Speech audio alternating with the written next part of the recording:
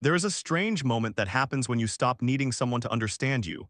You still care, you still remember what happened. You still notice when they disappear, when they don't reply, when their energy changes.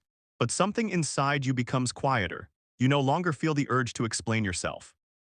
You don't feel the need to prove that you were hurt. You don't need them to admit they were wrong. And that's when people sometimes misunderstand you. They think you became cold. They think you stopped caring, they think you changed. But emotional detachment isn't always the absence of emotion. Sometimes, it's what happens when emotion stops controlling your decisions. And that difference is much deeper than most people realize, because there is a version of detachment that comes from strength, and another version that comes from pain. From the outside, they can look almost identical. Someone stops texting, they stop chasing, they stop arguing, they stop asking for reassurance, they become quieter. But internally, two completely different things may be happening. One person has found peace. The other has simply stopped expecting anything from anyone. And if you don't understand that difference, you can spend years confusing emotional protection with emotional freedom. Think about the last time someone disappointed you. Maybe you trusted them.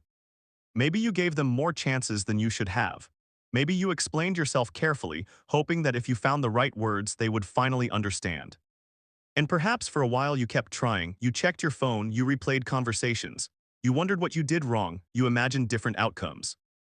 You told yourself maybe tomorrow they'll change.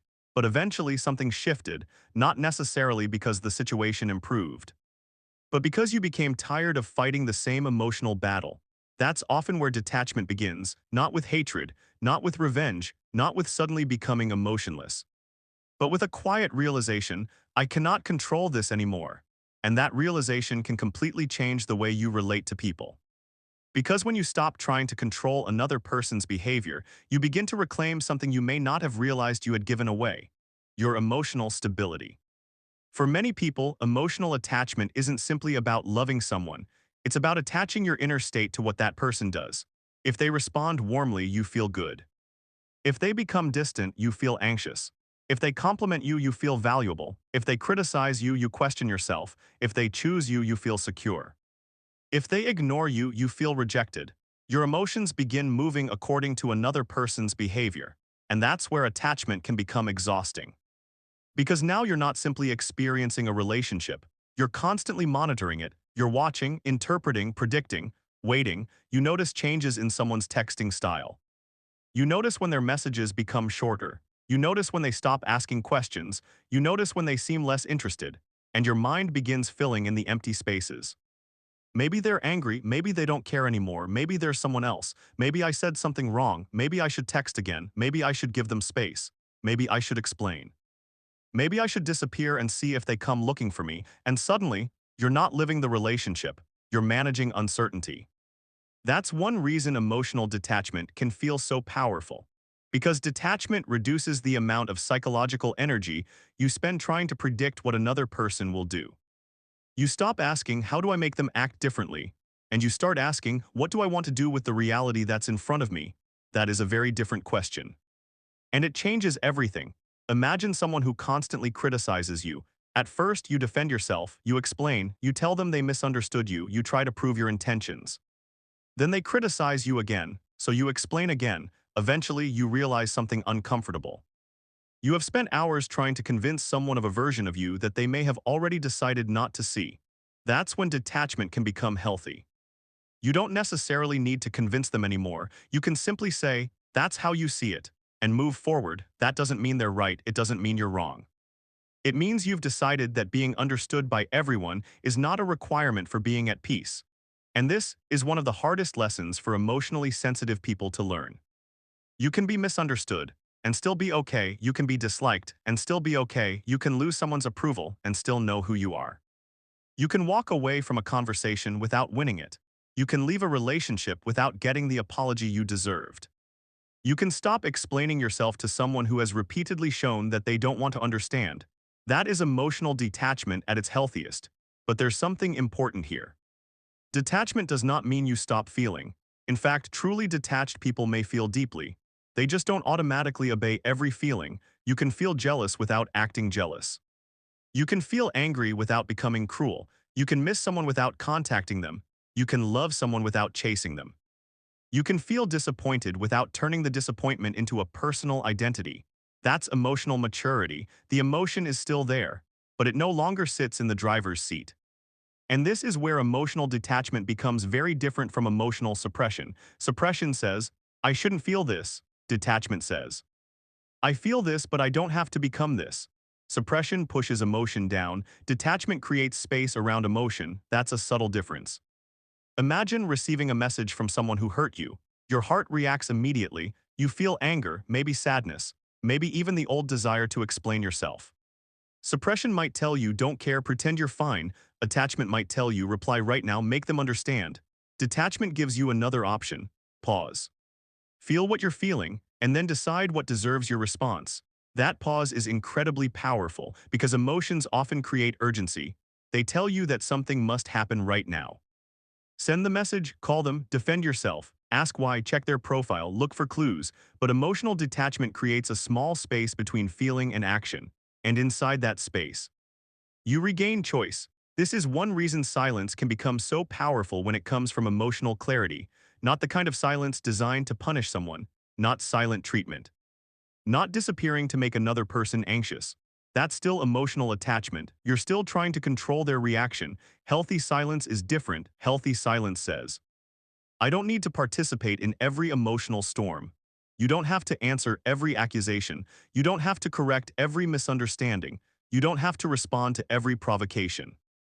You don't have to turn every disagreement into a courtroom where you're trying to prove your innocence.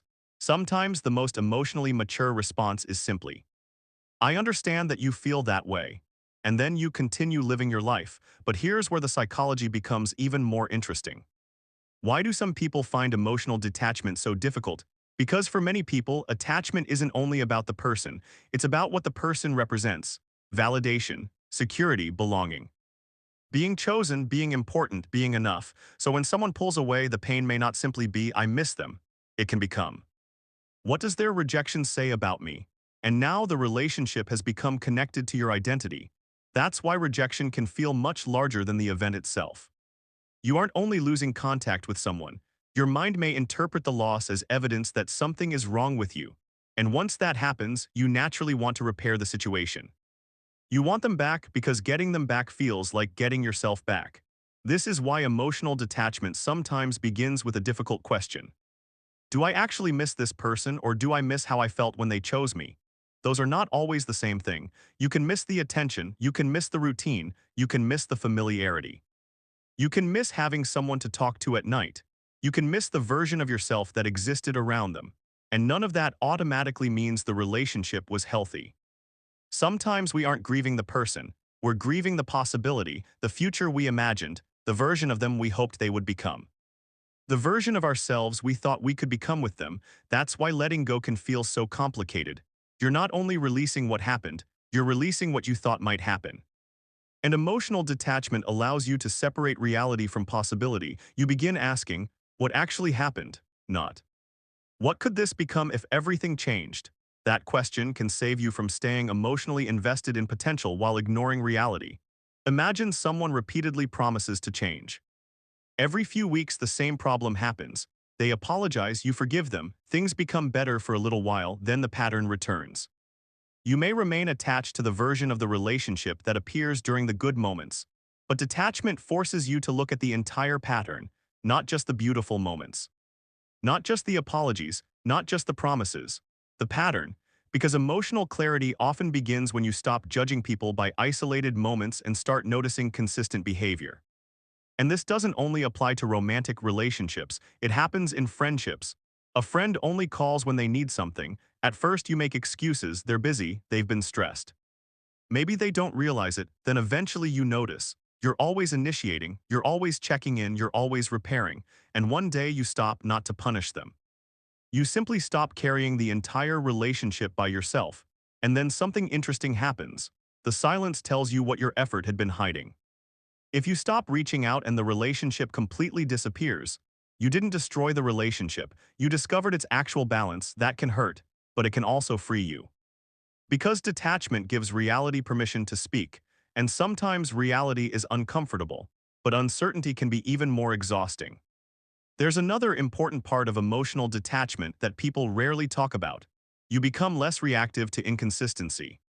When you're deeply attached to someone's approval, inconsistency can become addictive. One day they're warm, the next day they're distant, then they're affectionate again, then they disappear. That unpredictability can keep your attention locked onto them. You start waiting for the next positive moment, and when it arrives, you feel enormous relief. Not necessarily because the relationship became healthy, but because the uncertainty temporarily disappeared. Emotional detachment breaks that cycle by making consistency more important than intensity. You stop asking, "How strongly do I feel about this person?" and start asking, "How consistently does this relationship make sense?" That's a much more grounded question, because intense emotions can exist inside unhealthy relationships. Chemistry isn't always compatibility. Longing isn't always love. Anxiety isn't always intuition. And missing someone isn't always a sign that you should go back. Sometimes it's simply a sign that you formed an attachment. And attachments can remain long after a relationship stops being good for you. This is why emotionally detached people can appear surprisingly calm during situations that once would have consumed them. It's not necessarily because they care less.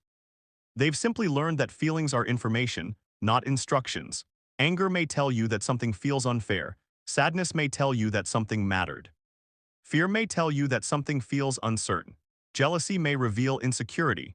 Loneliness may reveal a need for connection, but none of these emotions automatically tells you what action to take. That's your responsibility. And once you understand that, you become much harder to manipulate, because manipulation often depends on emotional urgency. Someone provokes you, and you react. Someone withdraws, and you chase. Someone gives you attention, and you immediately become invested. Someone threatens to leave, and you abandon your own boundaries to keep them.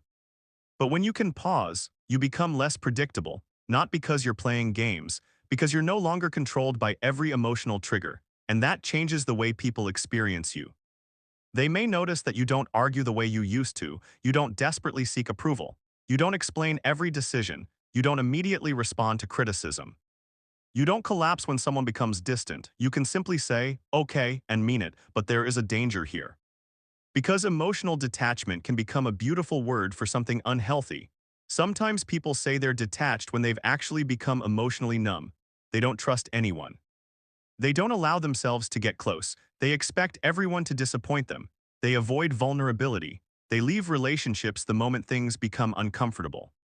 They convince themselves they don't need anybody. That isn't necessarily strength. It can be fear wearing the clothes of independence. Healthy detachment doesn't say, "I don't need anyone," it says, "I can need someone without losing myself." That's a much stronger position. Human beings need connection, we need friendship, we need intimacy, we need support.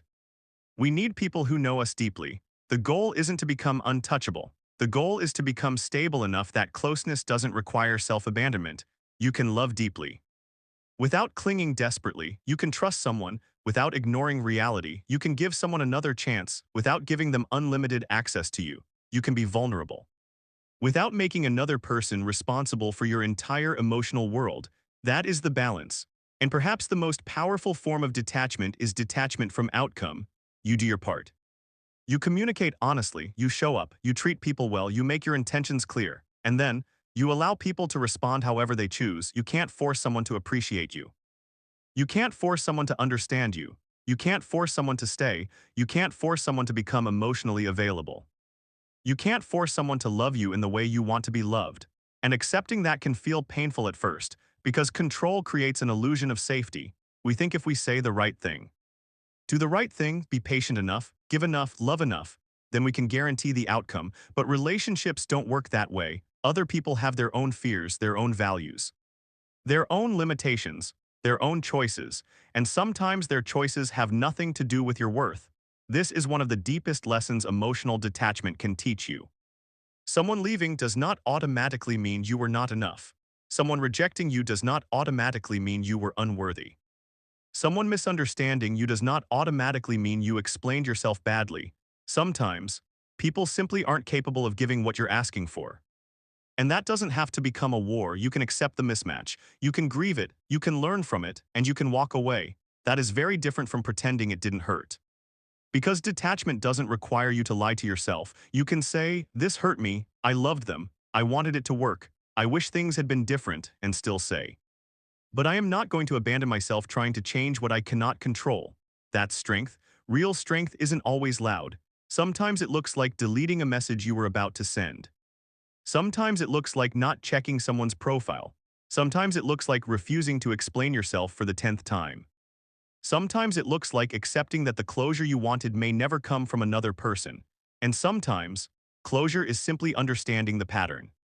You don't need one final conversation to validate everything you already experienced. You don't need the perfect apology before you're allowed to move forward. You don't need someone to admit they hurt you before your pain becomes real. And you don't need permission to choose peace. But there is an even deeper layer. Emotional detachment can change the way you see yourself. When you're constantly seeking external validation, your identity becomes negotiable. You become whatever receives approval. You become agreeable when people want agreement, quiet when people don't want conflict, available whenever someone needs you, forgiving even when you're still hurt, understanding everyone. Accept yourself, and eventually you may not even know what you genuinely want. Detachment creates space to hear your own thoughts again. What do I actually believe? What do I actually want? What behavior am I willing to accept? What am I no longer willing to tolerate? What kind of relationships make me feel like myself? Those questions are powerful because they move your attention away from controlling other people and back toward understanding yourself. And that's the paradox.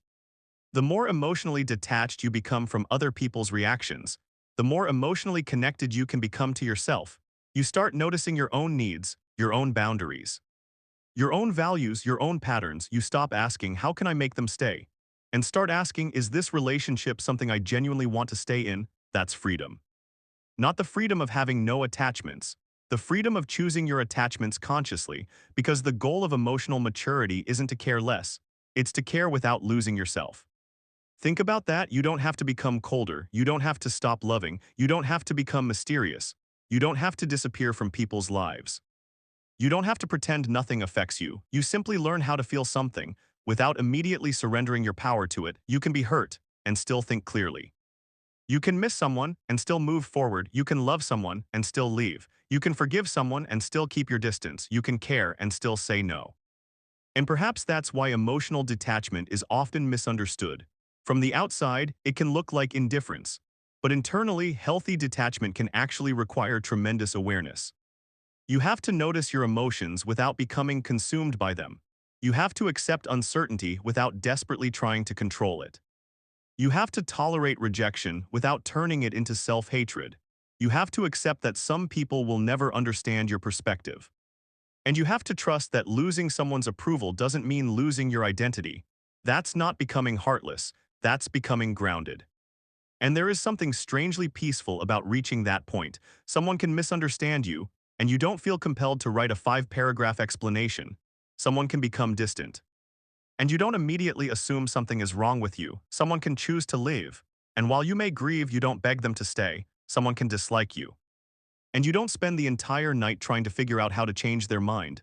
You still feel, but you recover faster, you return to yourself faster.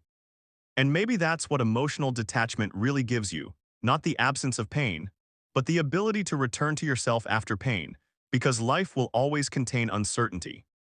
People will change, relationships will evolve, some people will stay, some will leave, some will misunderstand you, some will love you deeply, and you will never have complete control over any of it. But you can decide whether every change in another person has the power to change your relationship with yourself. That's the part you can control. So the next time you feel the urge to chase an explanation, pause. The next time someone's silence makes you question your worth, pause. The next time you feel like you have to prove that you deserve respect, pause. Ask yourself one simple question. Am I responding to reality or am I trying to control an outcome? Sometimes that question is enough to create distance between you and the emotional reaction. And inside that distance, there is choice, there is clarity, there is dignity, there is peace. If this made you look at your own emotions a little differently, you'll probably find more of these deeper conversations here at NEXMIND Core. Because sometimes understanding yourself doesn't require becoming a different person. Sometimes, it simply means finally seeing what has been happening inside you all along. And perhaps the final lesson is this: you don't become emotionally detached when you stop caring about people. You become emotionally detached when you stop abandoning yourself just to keep them. You can love without chasing. You can care without controlling. You can feel without drowning. You can let go without becoming bitter. And you can walk away from someone. Without walking away from yourself, that is not coldness, that is peace.